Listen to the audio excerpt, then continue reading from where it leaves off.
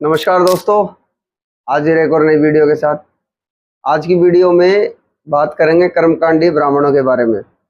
इटावा की इस एकमात्र घटना ने सबके सामने इन कर्मकांडी ब्राह्मणों की जो सच्चाई है वो ला कर रख दी है। कोई तो कह रहा है कि भाई कथा करने का अधिकार सिर्फ ब्राह्मणों को है। एक वो शंकराचार्य है, उसके बयान सामने आते हैं। वो कहता है कि भाई मनुस्मृति से देश चलेगा, ठीक है, क्योंकि वो मनुवादी है।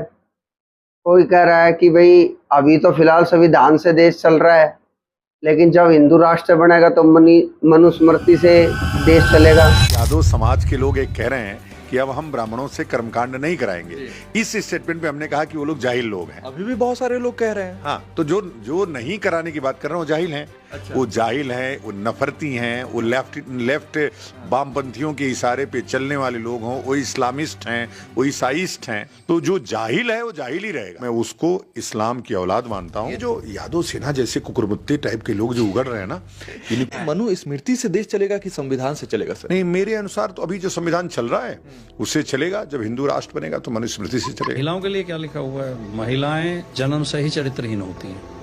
पुरुष को इनके ऊपर नजर रखनी चाहिए। स्त्री को कभी स्वतंत्र नहीं छोड़ना चाहिए। उसे बचपन में पिता के अधीन, युवावस्था में पति के अधीन और वृद्धावस्था में पुत्र के अधीन रहना चाहिए। मनुस्मृति क्या कहती है? मनुस्मृति कहती है कि शूद्र को शिक्षा और संपत्ति अर्जित करने का अधिकार नहीं है। पक्के मकान में नहीं रह सकता, नए वस्त्र नहीं पहन सकता, अच्छे बर्तनों में खाना नहीं खा सकता, हमारे बराबर में नहीं बैठ सकता। ये लिखा हुआ है? हाँ, मनुस्मृति में लिखा हुआ है।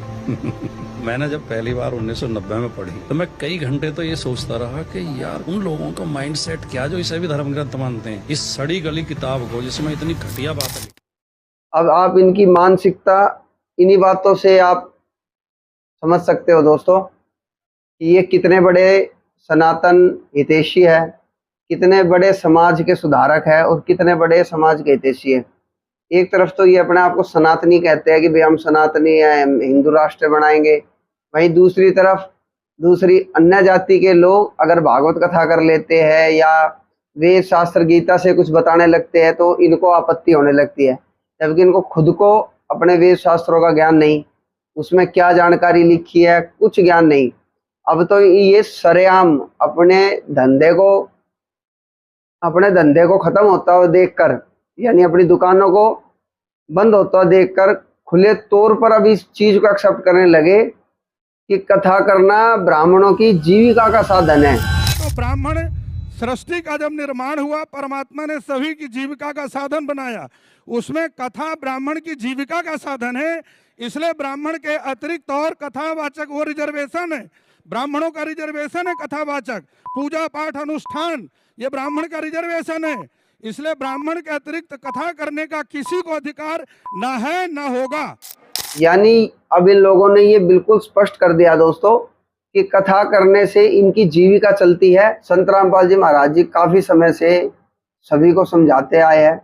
इन कर्मकांडी ब्राह्मणों को अपने ना तो शास्त्रों का ज्ञान है और ना ही किसी और चीज की इनको आध्यात्मिक जानकारी है। ये सिर्फ संस्कृत के नाम पर समाज को मूर्ख बनाते आए हैं।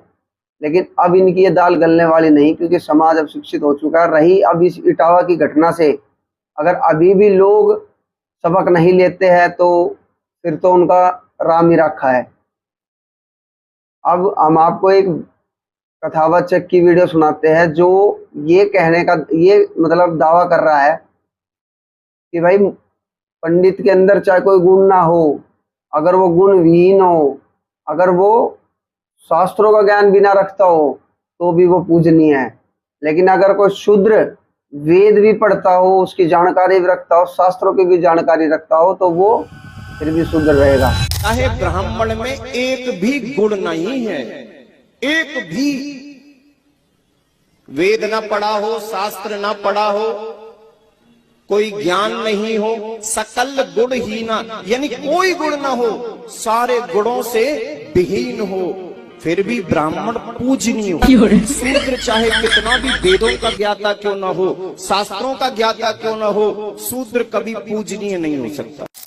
अब इन स्टेटमेंट से आप अंदाजा लगा सकते हो दोस्तों इनकी मानसिकता किस हद तक गिरी हुई है। ये कहते हैं कि भाई मुसलमानों ने देश को गुलाम बनाया, मुगलों ने, ये कहते हैं अंग्रेजों ने समाज को गुलाम बनाया। ये अपनी कभी नहीं बताते।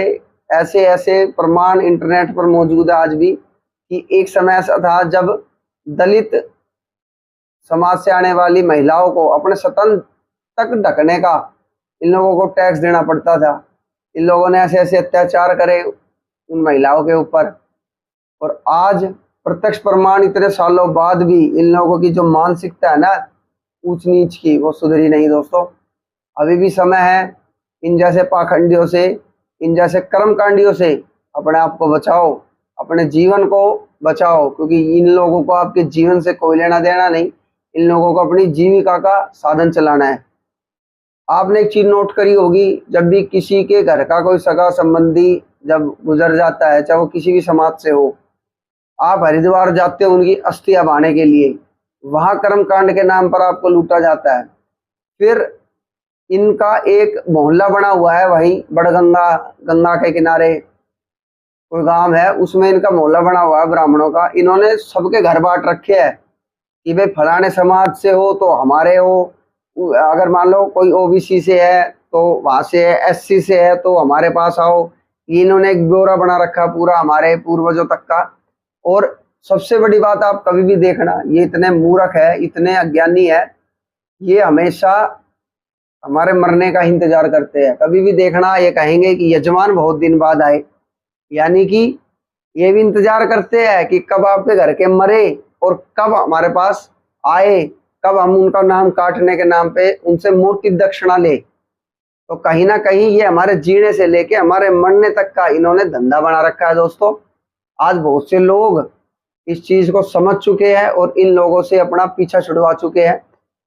आपको एक बात और क्लियर करते चले कि हम किसी जाति के खिलाफ ये बात नहीं कह रहे, यानी कोई कहे कि भाई ब्राह्मण जातियों के खिलाफ ये बात कही जा रही है, नहीं दोस्तों।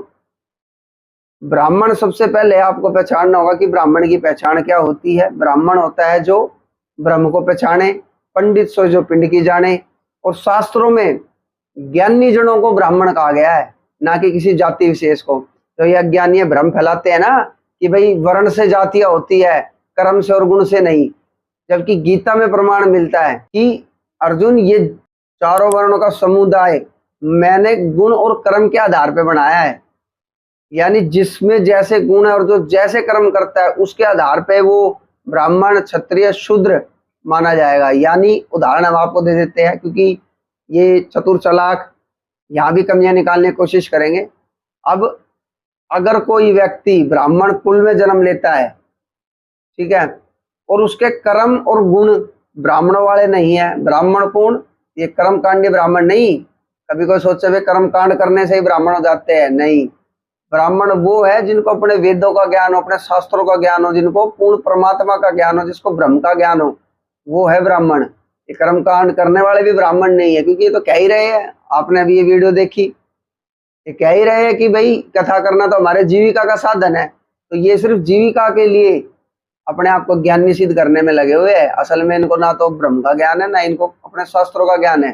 दूसरी चीज, अगर कोई ब्राह्मण कुल में पैदा हो गया, तो शराब पी रहा है, मांसाहार कर रहा है, व्यभिचार कर रहा है, गलत कर्म कर रहा है, तो वो ब्राह्मण कुल में जन्म लेते हुए भी शूद्र माना जाएगा, ठीक है। और शूद्र भी वही है जो नीच कर्म करे। अब कोई शूद्र वर्ण में जन्म ले लेता है, ठीक है, उसके कर्म ब्राह्मणों वाले हैं, यानी वो शुद्ध है, शाकाहारी है, उसको अपने शास्त्रों का ज्ञान है, उसको अपने परमात्मा का ज्ञान है, उसको पता है वास्तविक पूर्ण परमात्मा कौन है, और वो ब्रह्म की जानकारी रखता है, पिंड की जानकारी रखता है, तो वो शूद्र वर्ण में जन्मते हुए भी ब्राह्मण कहला जाएगा। ये है परिभाषा। लेकिन इन अज्ञानियों ने क्या कर रखा है, अपने स्वार्थवश ये अपनी अज्ञानता को छुपाकर दूसरों को नीचा दिखाने की कोशिश करते हैं। अब जैसे ये महाशय है, इनकी बात सुन लो। ब्राह्मण में एक भी गुण नहीं है, एक भी। वेद ना पढ़ा हो, शास्त्र ना पढ़ा हो, कोई ज्ञान नहीं हो, सकल गुण ही ना, यानी कोई गुण ना हो, सारे गुणों से विहीन हो, फिर भी ब्राह्मण पूजनीय हो। शूद्र चाहे कितना भी वेदों का ज्ञाता क्यों ना हो, शास्त्रों का ज्ञाता क्यों ना हो, शूद्र कभी पूजनीय नहीं हो सकता। ये कह रहे हैं कि ब्राह्मण चाहे कैसा भी हो, उसमें कोई भी गुण ना हो, लेकिन वो फिर भी पूजनीय है। जबकि हमारी श्रीमद् देवी भागवत पुराण क्या कहती है, आइए एक बार आपको सुनाते हैं दोस्तों। यह श्रीमद् देवी भागवत पुराण अध्याय 10, इस पर स्पष्ट लिखा हुआ है कि मूर्ख ब्राह्मण शूद्र तुल्य होता है, इसमें संदेह नहीं, क्योंकि वह ना तो पूजा के योग्य होता है और ना ही दान लेने का पात्र ही होता है। वह सब कार्यों में निंदनीय होता है। किसी देश में रहता हुआ वेद शास्त्र विहीन ब्राह्मण कर देने वाले शूद्र की भांति एक राजा के द्वारा समझा जाना चाहिए। यानी अगर किसी देश में कोई ऐसा ब्राह्मण है जो अपने वेद शास्त्रों का ज्ञान नहीं रखता हो, तो वो, क्योंकि पहले के जमाने में जो राजा होते थे वो लोगों से कर वसूलते थे, इसमें कहा गया है कि अगर कोई ब्राह्मण वेद शास्त्रों का ज्ञान नहीं रखता हो तो वो उससे राजा को भी शुल्क लेना चाहिए, यानी कर लेना चाहिए। बिल्कुल स्पष्ट लिखा है दोस्तों। आगे देखिए इसी श्रीमद् देवी भागवत पुराण में क्या लिखा है। फल की इच्छा रखने वाले पुरुषों को चाहिए कि देव तथा पितृ कार्यों के अवसर पर उस मूर्ख ब्राह्मण को आसन पर ना बैठाए। बिल्कुल स्पष्ट, यानी मूर्ख ब्राह्मण को आसन पे ना बैठाने की सलाह श्रीमद् देवी भागवत पुराण में दी गई है। दूसरी चीज, राजा भी वेद विहीन ब्राह्मणों को शूद्र के समान समझे और उसे शुभ कार्यों में नियुक्त ना करे, बल्कि उससे कृषि का कार्य ले। मतलब अगर कोई ब्राह्मण वेद विहीन है, यानी वेद का ज्ञान नहीं है, तो उसको भी शूद्र के समान समझना चाहिए और उसको अच्छे कार्यों में, शुभ कार्यों में आसन पे नहीं बैठाना चाहिए, बल्कि उससे कृषि के कार्य करवाने चाहिए। ये हमारी श्रीमद् देवी भागवत पुराण में लिखा है। यानी इस लेख से ये भी सिद्ध हो जाता है दोस्तों कि शूद्र वो ही माना जाएगा जिसको वेद शास्त्रों का ज्ञान नहीं है। लेकिन इसमें एक चीज और हम बताएंगे, शूद्र खाली वो ही नहीं होता जिसको वेद शास्त्र का ज्ञान नहीं। शूद्र वो भी माना जाएगा जो नीच कर्म करते हो, यानी मांसाहार करते हो, शराब पीते हो, व्यभिचार करते हो, चोरी, ठगी, जारी, रिश्वतखोरी करते हो, उन सबको संतों ने शूद्र बताया है। ठीक है, यानी नीच कर्म करने वाले। मूर्ख ब्राह्मण को भोजन से अधिक अन्न नहीं देना चाहिए, क्योंकि देने वाला व्यक्ति नरक में जाता है और लेने वाला तो विशेष रूप से नरकगामी होता है। कमाल की बात है ना। यानी कि मूर्ख ब्राह्मण को अधिक अन्न भी नहीं देना चाहिए। बताओ, ये चीज हमारे पुराणों में लिखी हुई है और ये अज्ञानी व्यास पीठ पे बैठ के जिनको ये बड़े महान, जिस पीठ को ये बड़े महान बताते हैं, बड़ा शुद्ध बताते हैं, भाई व्यास पीठ पे वो ही बैठेगा जो ज्ञानी हो, जिसको कथा करने का अधिकार हो। तो ये व्यास पीठ पर बैठकर इस लेवल का साफ झूठ बोलते हैं। अब आप इसी से अंदाजा लगा लो कि ये ब्राह्मण लोग जो कर्मकांडी है, कथावाचक है, ये कितने ही सत्यवादी है और इनसे क्या ही भला होगा समाज का। इन कुछ ही प्रमाणों से ये सिद्ध हो जाता है। बाकी तो बहुत लंबा विवरण है इस प्रमाण का, लेकिन वीडियो काफी लंबी हो चुकी है ऑलरेडी।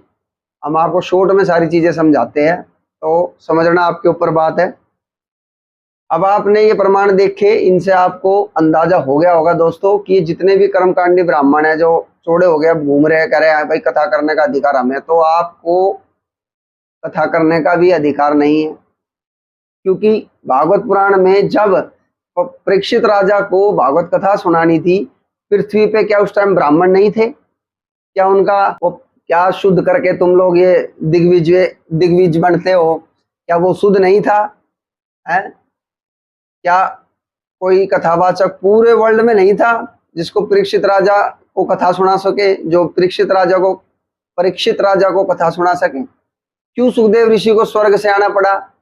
और सबसे बड़ी बात, सुखदेव ऋषि ने जब कथा सुनाई, उसके बाद 7वें दिन सांप ने डसा, उसके बाद परीक्षित राजा स्वर्ग चले गए। क्या सुखदेव ऋषि ये आदेश दे के गए थे कि भैया मेरे जाने के बाद ब्राह्मण ही ये कथा करेंगे? अगर ऐसा कोई प्रमाण तो हमें दिखाए।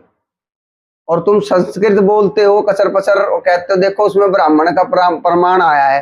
वैसे तो तुम कहते हो कि भाई जिसको संस्कृत आती है वो ही विद्वान है, तो भाई आम जनता को तो संस्कृत आती नहीं, फिर वो कैसे विश्वास करे तुम्हारी बातों पे कि वे ब्राह्मण ही कथा का अधिकारी है। और सबसे बड़ी बात ये साबित भी हो गया कि भाई कथा जो है इनकी जीविका का साधन है। अब समाज को समझदार होना चाहिए, संत रामपाल जी महाराज जी के सत्संग सुनने चाहिए। संत रामपाल जी महाराज जी को कम से कम ना तो 28 वर्ष हो गए हैं ये बात समझाते हुए कि ये लोग सिर्फ अपनी जीविका के लिए ये सारा कर्मकांड इन्होंने फैलाया है। इसके अलावा इनके पास किसी भी प्रकार की आत्म कल्याण की और हमारे मोक्ष की कोई जानकारी नहीं है। इनको किसी भी लेवल का कोई ज्ञान नहीं। पवित्र गीता जी आप उठा के देख लो, जितनी समर्थता गीता ज्ञानदाता यानी ब्रह्म की थी वहां तक उसने अपने बारे में जानकारी अर्जुन को दे दी, लेकिन पूर्ण परमात्मा की, उत्तम पुरुष की जो अन्य बताया है गीता ज्ञानदाता से, सर पुरुष और अक्षर पुरुष से, गीता अध्याय के 15 श्लोक 16 और 17 में, ठीक है, जो अन्य पुरुष है यानी उत्तम पुरुष है, जो सबका धारण पोषण करता है तीनों लोक में प्रवेश करके, उसकी जानकारी के लिए आपको तत्वदर्शी संत की शरण में जाने के लिए गीता ज्ञानदाता ने कहा है। अब गीता अध्याय 4 श्लोक 34 में बिल्कुल स्पष्ट लिखा है दोस्तों कि उस तत्व ज्ञान को प्राप्त करने के लिए तत्व ज्ञानियों के पास जाना है, ना कि ब्राह्मणों के पास।